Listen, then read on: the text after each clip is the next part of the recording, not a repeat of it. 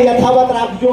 જેટલા પણ ખેડૂતોના પ્રશ્ન છે એ અહીંયાની જ્યારે સમિતિ બને છે એ સમિતિમાં પોતાના નામ લખાવી અને જે ખેડૂતો માટે કામ કરવા માંગે છે આવનાર દિવસોમાં આ વિસ્તારના જે પ્રશ્ન છે, પછી વીજળીનો પ્રશ્ન હોય તો ભલે, પાક નુકસાનના વળતરનો પ્રશ્ન હોય તો ભલે, પાક વીમાનો પ્રશ્ન હશે તો પણ ભલે, આ તમામ મુદ્દાને લઈ અને આવનાર દિવસોમાં લડશું। ટેકાના ભાવે જ્યાં ખરીદીમાં નાનો મોટો અન્યાય થતો હોય તો એ માટે પણ રજૂઆતો કરીશું। એવું ક્યારેય ન સમજતા કે રાજુ કરપડા લડાઈ છોડી દેશે। હું આજે ખાતરી આપવા માટે આવ્યો છું કે જીવનભર જ્યાં સુધી જીવીશ ત્યાં સુધી મારી પર જેટલા લોકો આક્ષેપો કરવા હોય એટલા કરે, રાજુ કરપડા ખેડૂતોની લડાઈ કાયમ માટે લડતો રહેશે।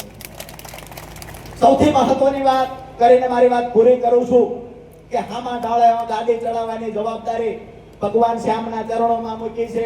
આજે જ્યારે ચૈત્રી નવરાત્રીની શરૂઆત થઈ છે ત્યારે માં જોગમાયાને પ્રાર્થના કરીએ છીએ કે આવનાર દિવસોમાં 24 તારીખ સુધીના અમારા તમામ કાર્યક્રમો સફળ થાય।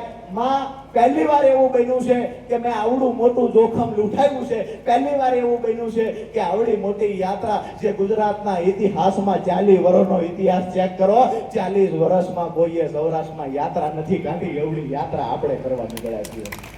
તો આ યાત્રાને સફળ બનાવવા માટે અને ગુજરાતમાં એક ઇતિહાસ નવો લખવા માટે આપ સૌએ ખૂબ સહયોગ આપ્યો છે। આવનાર દિવસોમાં એટલે કે આજે સાંજે સાવરકુંડલાની અંદર 8 વાગે સભા છે, આવતીકાલે સાંજે 5 વાગે એટલે 20/3/2026 સાંજે 5 વાગે અમરેલીની અંદર સભા છે, સાંજે ધારીની અંદર સભા છે અને 21 તારીખે આપણા ખેડૂતોની તાકાત બતાવવા માટે વિસાવદર તમામે આવવાનું છે।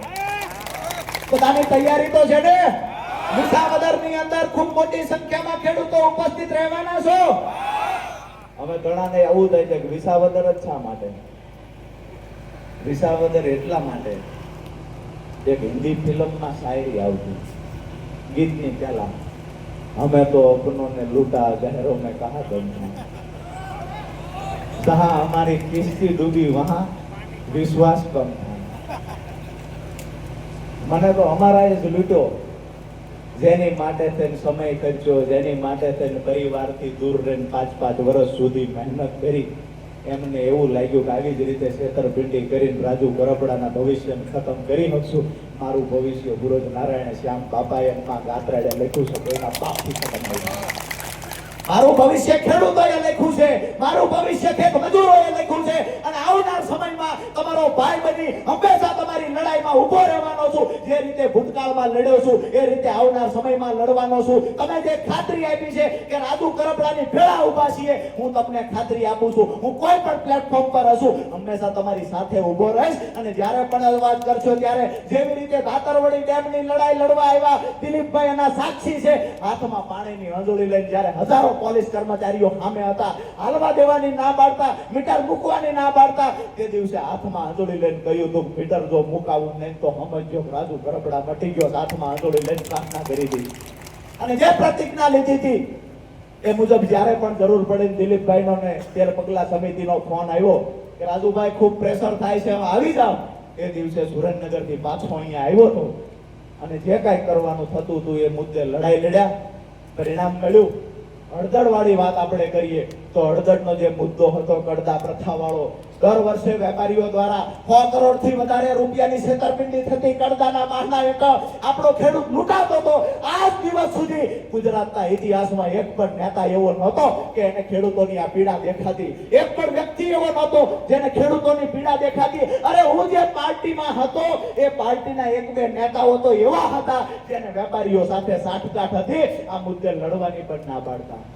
પણ મેં હંમેશા કહ્યું છે કે જ્યારે ખેડૂતોની વાત આવશે ત્યારે પાર્ટીને સાઈડમાં મૂકી પાર્ટીનો ખેસ શીખીતીએ ટીંગાડી અને એ દિવસે હું કહેતો ખેડૂતો માટે લડી। કોઈ પણ પાર્ટી, મારી પોતાની પાર્ટી આમ આદમી પાર્ટી જે તે સમયે હતી, એ જો ખેડૂતોનો માત્ર વોટ બેંક તરીકે ઉપયોગ કરે, એને ઉઘાડા પાડવાનું કામ એક ખેડૂતના દીકરા તરીકે મેં કર્યું છે અને તમને બધાને કહું છું કે આવનાર દિવસોમાં સહયોગ આપતા રહેજો। લડીશું, જે પડતર પ્રશ્નો છે એને વાચા આપીશું ખેતરે ખેતરે સુધી આપણા ખેડૂત સમિતિને પહોંચાડીશું અને કોઈ એવું સમજતા હોય કે બિન રાજકીય રીતે પરિણામ ન મળે તો એને એવા 50 દાખલા અમે આપી શકીએ કે હાઈ ટેન્શન લાઈનનો પ્રશ્ન લાકડિયાથી બરોડાનો હતો, જ્યાં વળતર માત્ર ને માત્ર જંત્રી મુજબનું ચૂકવતા, 15 રૂપિયા 35 રૂપિયા મીટરે વળતર ચૂકવતા, એની સામે અમે ખેડૂત એકતા મંચના બેનર નીચે લડ્યા, બિન રાજકીય રીતે લડાઈ લડ્યા અને જે વળતર 15-20 રૂપિયા ચૂકવતું એ વખતે 2017-18 માં હુકમ કરાવ્યો અને પ્રતિ મીટર પિયતમાં 1003 ને બિન પિયતમાં 950 નો હુકમ પણ અમે લોકોએ કરાવ્યો હતો. ક્યાં 15 રૂપિયા ક્યાં 1000 રૂપિયા બિન રાજકીય લડાઈ લડીને પરિણામ સુધી પહોંચ્યા હતા. પાક નુકસાનના વળતરની વાત કરીએ, બિન રાજકીય રીતે લડાઈ લડી સુરેન્દ્રનગર જિલ્લાના ખેડૂતોને જ્યારે અતિવૃષ્ટિ હોય, કમોસમી વરસાદ હોય અને કહેવામાં આવે અધિકારીઓ દ્વારા કે પ્રાથમિક રિપોર્ટ તૈયાર થઈ ગયો, વળતર નહીં મળે, નુકસાન નથી, તો એની સામે અવાજ ઉઠાવ્યો છે, આંદોલનો કર્યા છે અને 5-5 વખત સુરેન્દ્રનગર જિલ્લાના ખેડૂતોને વળતર અપાવડાવ્યું છે. બિન રાજકીય લડાઈથી શું ના થઈ શકે? અરે એ હતા 3 કાયદાની સામે લડતા ખેડૂતો, બિન રાજકીય રીતે લડત લડ્યા છે અને 3 કાયદા કેન્દ્ર સરકારે પરત ખેંચવા પડ્યા છે. આ અમારા ખેડૂતોની તાકાત છે.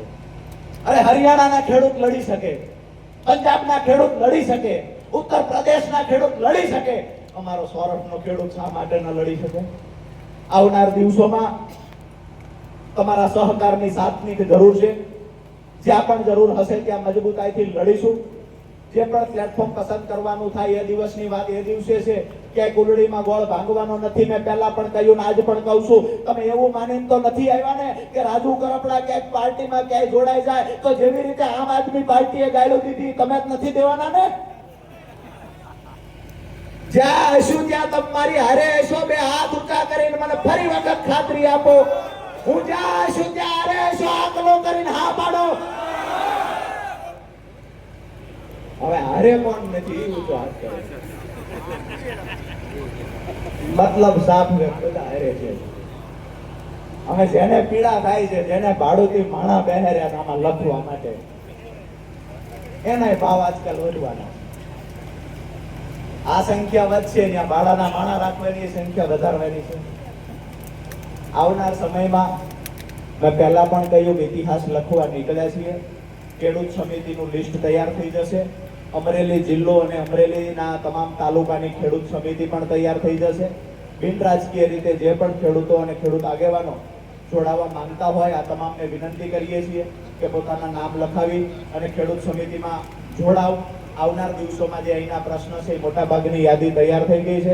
એક સિંચાઈનું પાણી ખેડૂતને કેમ દેવામાંથી બહાર કાઢી શકાય, ખેડૂતને કેમ પૂરતા પાકના ભાવ મળી રહે, આ મુખ્ય યાદીમાં આવેલા પ્રશ્નો છે. પણ એની સાથેના જે વિસ્તાર વાઇઝ પ્રશ્ન હોય તો અહીંયા જે જંગલી જાનવરના ત્રાસથી હેરાનગતિ છે એ મુદ્દો ખાસ કરી, વીજળીનો મુદ્દો ખાસ કરીને છે. આ તમામ મુદ્દાઓને લઈને આવનાર દિવસોમાં વાચા આપીશું. આવનાર દિવસોમાં ચોક્કસથી લડીશું. જે પણ રીતે ખેડૂતો માટે અવાજ ઉઠાવીએ. જ્યારે પણ તમારા સહકારની જરૂર હોય ત્યારે આજે જે જંગલની મધ્યમાં તમે હજારોની સંખ્યામાં આવી અને મને ઉત્સાહ વધાર્યો છે, મને ટેકો કર્યો છે, ત્યારે ફરી વખત આપ સૌનો આભાર માનું છું. ભારત માતાની જય બોલાવી અને કાર્યક્રમને હવે શું કહે છે કે રાજુભાઈમાં પેલા જેવો હવે દમ નથી, પેલા જેવી ગર્જના કરતા નથી, આકલા પડકારા કરતા નથી. રાજુભાઈ ઢીલા પડી ગયા. આવું ઘણાએ સાંભળ્યું છે. પરિવારની સામે ગર્જના કરાય કે બહાર કરાય? ખેડૂત મારો પરિવાર છે એની સામે ગર્જના નથી કરતા. જે દિવસે જરૂર પડે તે દિવસે રાજકીય પાર્ટીઓની સામે સિંહની માફક ગર્જના કરશું. જરૂર પડશે અને ખેડૂતોના કામ અટકશે તેની સરકાર સામે પણ મોરચો માંડીશું. અને જે લોકો માત્ર ખેડૂતોનો રાજકીય વોટ બેંક તરીકે ઉપયોગ કરે છે, જેના ચાવવાના જુદા છે, જેના દેખાડવાના જુદા છે, એ લોકોને પણ ખેડૂતોની સામે ઉગાડા પાડવાનું કામ પણ રાજુ કરપડાનું ખેડૂત આગેવાન તરીકે છે. આવનાર દિવસોમાં કઈ પાર્ટીમાં જશે, શું કરશે, ખૂબ ચર્ચાઓ થઈ. આજે અહીંયા સુરેન્દ્રનગર જિલ્લામાં તો મેં પૂછ્યું હતું કે ખેડૂતો શું કહેવા માંગે છે. ખેડૂતોની વાત હતી તમે જ્યાં જશો ત્યાં અમે છું, તમે કોઈ પાર્ટીમાં જાવ તો અમને વાંધો નથી. આવી સુરેન્દ્રનગર જિલ્લાના ખેડૂતોની વાત હતી. એમની એ વાત હતી કે અમને ભરોસો છે કે જ્યાં પણ જશો ત્યાં અમારા ખેડૂતોના કામ કરાવશો. આજ તમને હું ભગવાનની સાક્ષી એક વાત પૂછું છું, હું ક્યાંય પણ જાઉં તમને ભરોસો છે કે હાથ ઊંચા કરીને મને કહેજો બે હાથ ઊંચા રાખીને કહેજો, રાજુ કરપડા કોઈ પણ પાર્ટીમાં જાય, ખેડૂતો મારી સાથે છે, અમરેલી જિલ્લાના ખેડૂતો સાથે છે. હવે વાતો બીજા છે, જેના ખેડૂત ખાતેદારમાં નામ નથી એ લોકોનો વાંધો છે કે રાજુભાઈ હું ફલાણે વ્યા જાય, ફલાણે વ્યા જાય. જેને જિંદગીની અંદર ખેડૂતો માટે આવેદન પત્ર આપ્યું નથી, ખેડૂતના મુદ્દા શું છે એ ખબર નથી, જેને વિશ્વાસઘાત સિવાય જિંદગીમાં કાંઈ કર્યું નથી, એ લોકો આજે ખેડૂતોના હિતની વાતો કરવા નીકળ્યા છે. દોસ્તો, મહત્વની વાત એ છે, પાર્ટીમાં જોડાવું ના જોડાવું આ તો ગૌણ વાત છે. અમારા ખેડૂતોનું હિત ઈચ્છવું, ખેડૂતો માટે સંગઠન બનાવવું, ખેડૂતો માટે લડવું, આ વિસ્તારના પણ પ્રશ્નો છે. આ પ્રશ્નોની પણ આગામી દિવસોમાં મજબૂતાઈથી બિન રાજકીય રીતે રજૂઆતો કરશું. હાથ એટલા માટે ઊંચો કરાયો છે કે જે લોકો જુએ છે એને ખબર પડવી જોઈએ કે સુરેન્દ્રનગરનો ખેડૂત પણ રાજુ કરપડાની ભેળો છે ને અમરેલીનો ખેડૂત પણ રાજુ કરપડાની ભેળો છે. દોસ્તો, વાત એ કરવા આવ્યા છીએ કે આપણા પ્રશ્નો ઘણા બધા છે.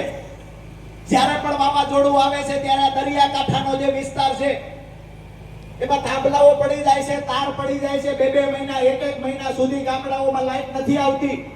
ખેતરોની અંદર, વાડીઓની અંદર 2-3 મહિના સુધી લાઈટ નથી આવતી.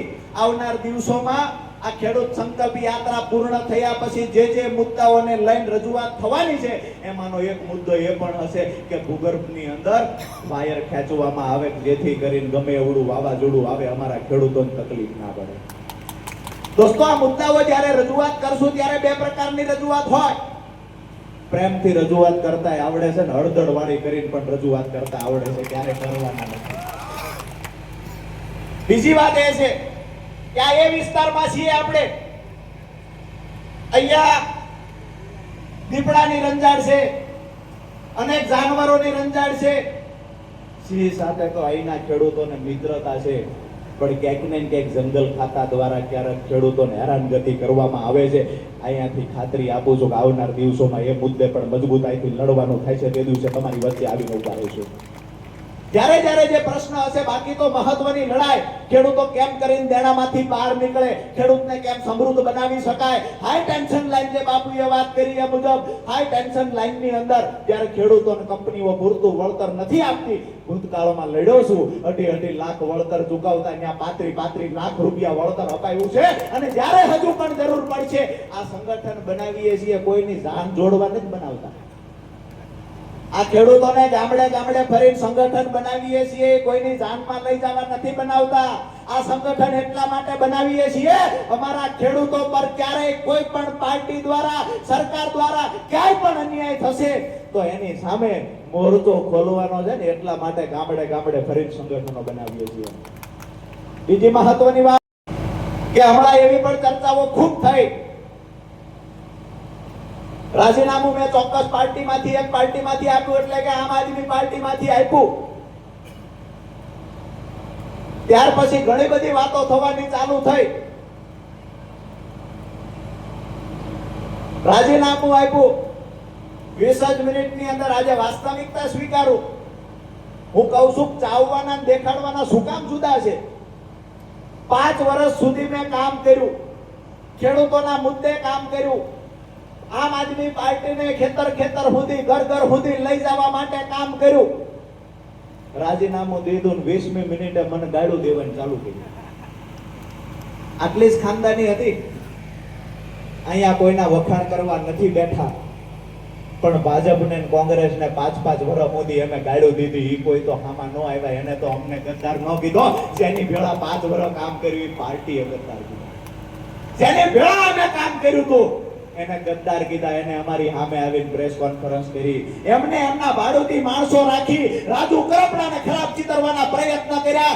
આ શ્યામ સુંદર ભગવાનની આયા પટાંગણમાંથી એક ખાતરી આપું છું, જેને પણ બદનામ કરવાના પ્રયત્ન કર્યા છે એ અમારો ઇતિહાસ વાંચી લે. જેની સામે અમે પડશું ને એને ઠેક તળિયા સુધી લઈ જવાને પણ તૈયારી છે. જેને ઇતિહાસ નથી વાંચ્યો એ ઇતિહાસ વાંચી લે. ખેડૂતો રાજુ કરપડાના દિલમાં છે અને ખેડૂતો માટે 4 વખત મારી પર કેસ થયા છે. આવનાર સમયમાં ખેડૂતો પર કેસ થશે, સરકાર સામે લડવાનું થશે. તો આજ ભારતીય જનતા પાર્ટીની સરકાર સામે અવાજ ઉઠાવવાનો થાય તો અમારી પૂર્ણ તૈયારી છે. પણ એક વાતની ખાતરી એ પણ આપીએ કે આમ આદમી પાર્ટીના ચાવવાના દેખાડવાના જુદા છે ને દરેક ગામડે ગામડે ફરીને ખેડૂતોને બતાવવાનું કામ પણ રાજુ કરપડા આવે કરશે. વિષય એ છે કે તમારી ભેગા રહ્યા ત્યાં સુધી ખૂબ સારા હતા. 56 ની સાથી, 72 ની સાથી, કેટલી બતાવી. અમારી ભેગા હતા તો ડરપોક નહોતા, અમારી ભેગા હતા તો હાવજ જેવા હતા. રાજીનામું દીધું 20 મિનિટે કે બસ હવે હાવજ નથી, અમે તો ડરપોક છે. હવે જેની ઉપર જિંદગીમાં એકય કેસ પાર્ટીમાં આવ્યા પછી નથી થયો, જેને આંદોલન છે અહીંયા પોલીસ જાજી ભાળીને જે ભાગી જાય છે એ પાછા ડરપોકના પ્રમાણિકતાના સર્ટિફિકેટ વેચે છે. અમારો ઇતિહાસ તો વાંચજો. અમે જેનું બાવડું પકડ્યું છે ને એનું છેલ્લા શ્વાસ સુધી મુકતા નથી. ખેડૂતોનું બાવડું પકડ્યું છે, છેલ્લા શ્વાસ સુધી લડવાની તૈયારી છે. રાજકીય પાર્ટીઓ ખેડૂતોનો વોટ બેંક તરીકે ઉપયોગ કરે તો બિલકુલ નહીં ચલાવી લેવાય. આજે 19 તારીખે જ્યારે આપણે આ યાત્રાની શરૂઆત કરી છે, 2 કારણો છે કે 19 તારીખ શા માટે પસંદ કરવામાં આવી. તો એક તો એટલા માટે કે ચૈત્રી નવરાત્રીની શરૂઆત આજથી થાય છે. એટલે માતાજીના ચરણોમાં પ્રાર્થના કરીને માતાજી આગામી દિવસોમાં લડવાની તાકાત આપે એવી પ્રાર્થના કરી છે. અને બીજું કારણ કે અહીંયા જે પાર્ટી ચાવવાના દેખાડવાના જુદા છે, અહીંયા એમએસપી ના મુદ્દે ક્યાંક ને ક્યાંક ખેડૂતો માટે રજૂઆત કરતા હોય એવું દેખાડે. એમએસપી ના મુદ્દે રેલીઓ કાઢે છે. પંજાબની અંદર આજે 19 તારીખે 1 વર્ષ પૂરું થયું. પંજાબના 700 ખેડૂતોને જેલમાં પૂરી દીધા હતા, દંડા માર્યા હતા. એ પણ વાત ખેડૂતોની વચ્ચે કરશું.